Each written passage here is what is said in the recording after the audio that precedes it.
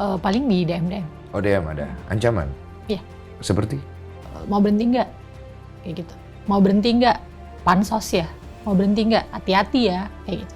Hati-hati ya kayak, oh masih berani. Kayak gitu-gitu.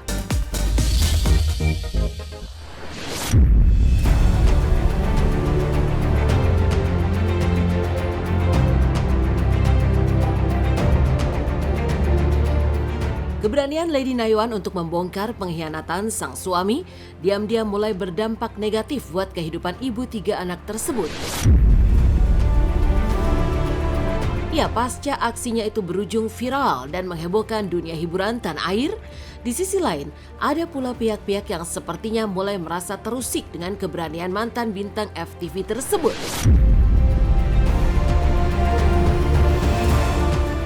Akibatnya, satu persatu ancaman dan teror mulai menyasar wanita cantik bernama lengkap Lady Veronica Nayuan tersebut. Ancaman dan teror disampaikan lewat pesan singkat, baik dengan hanya mencantumkan nama panggilan khusus Lady di lingkup keluarga, hingga meminta Lady menghentikan aksinya dan juga berhati-hati ke depannya. Lantas, bagaimana reaksi Lady? Benarkah ia sampai ketakutan? Ada teror? Ada Kak. Ada teror. Dari mana teror masuk? Dari ada satu nomor telepon juga yang nggak jelas, akhirnya aku blok. Oh, sempat ngangkat? Gini WhatsApp. Ya isinya, jadi orang ini entah siapa menyebutkan nama panggilan aku yang khas di keluarga. Tapi dia orang lain gitu, dia nggak tahu siapa, dan itu sebenarnya cukup buat bikin takut ya. Bikin kamu takut. Cuman nyebut itu doang, nggak ada ancaman segala macam, nggak ada? Paling di DM. Oh DM ada. Ancaman? Iya. Seperti? Mau berhenti nggak? Kayak gitu. Mau berhenti nggak? Pansos ya. Mau berhenti nggak? Hati-hati ya. Kayak gitu. Hati-hati ya kayak, oh masih berani. Kayak gitu-gitu. Oh masih berani. Kayak gitu-gitu.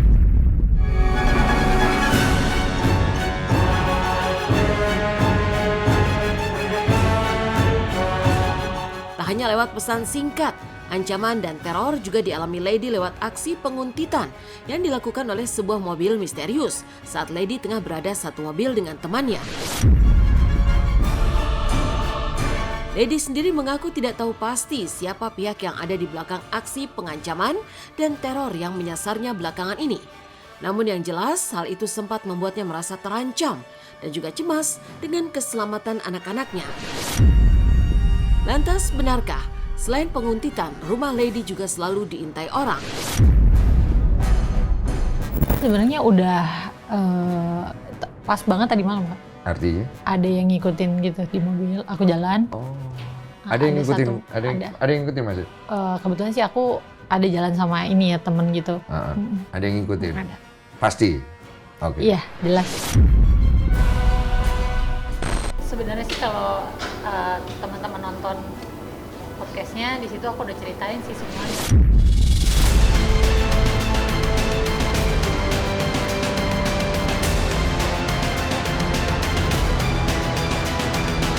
Tak hanya ancaman dan teror secara nyata, di dunia digital pun akun medsos milik Lady sempat dihack oleh pihak-pihak tak bertanggung jawab hingga sempat 2 kali hilang. Seiring dengan itu pula bermunculan akun-akun palsu yang mirip dengan akun miliknya yang sempat hilang. Beruntung Lady kini memiliki sejumlah teman yang memiliki tim digital sehingga mengembalikan akunnya yang sempat hilang.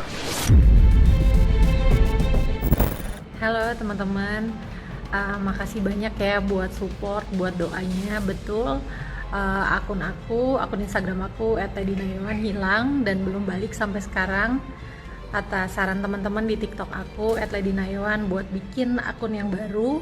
Jadi aku bikin akun yang baru ini. Bantuin ya supaya nggak ada akun-akun palsu lagi. Jadi bantu share kalau ini akun aku yang asli @ladynayuan 168. Kayak kemarin Instagrammu katanya sempat hilang kan ya? Iya. Iya, itu salah satunya kan ya? Udah balik? Udah balik. Kamu tahu mereka memperlihatkan kondisi bahwa mereka baik-baik saja? Tahu ya? Mau percaya sama aku, bisa kasih aku harapan, yakinin aku gitu kalau aku pasti bisa jalan ke depannya lebih kuat, lebih baik buat anak-anak aku.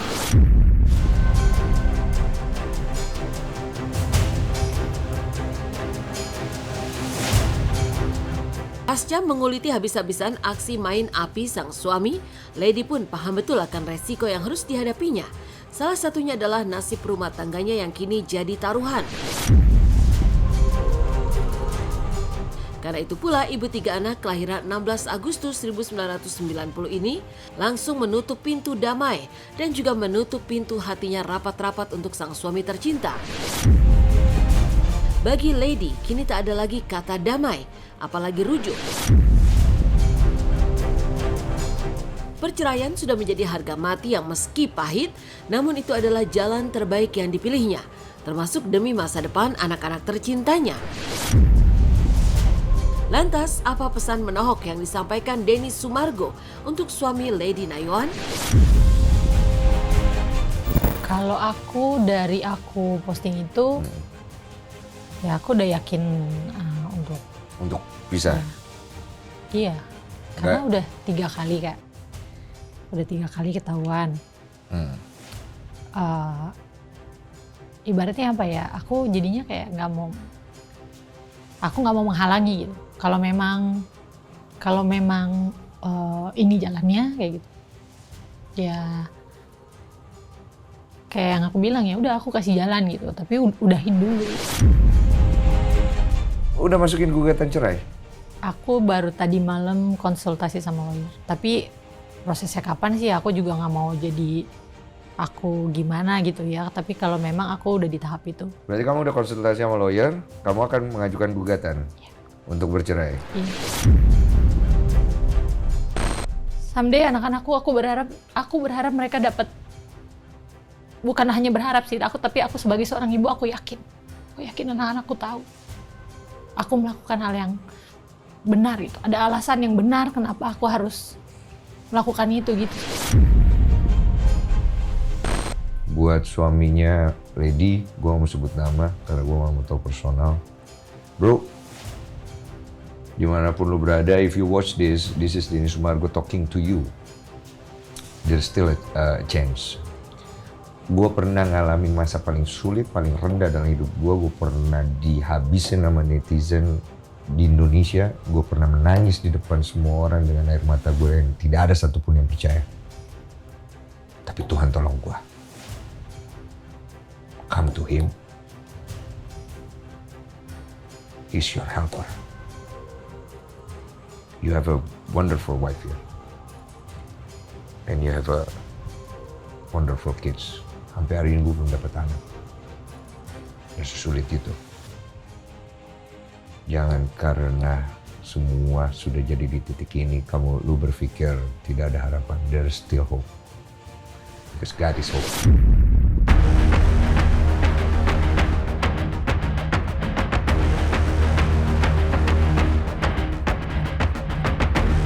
Di sisi lain, psikolog Bunda Romi mengakui memang tidak mudah bagi seorang istri menempatkan dirinya saat ia memergoki suaminya telah bermain api, termasuk keputusan sang istri untuk membuka hal ini lewat media sosial.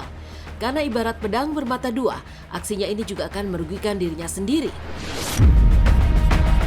Termasuk berdampak besar pula pada perkembangan mental anak-anaknya.